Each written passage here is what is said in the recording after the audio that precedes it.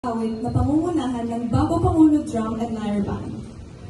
Ang pagtaas ng bandila ay pangungunahan ng ating punong bayan, kagalang-galang Jaime V. Gapin, pangalawang punong bayan, kagalang-galang Francis Lawrence Tamayo, mga miyembro ng 11th Sangguniang Bayan, at ang PORAC MPSOIC Police Captain John Zapanta.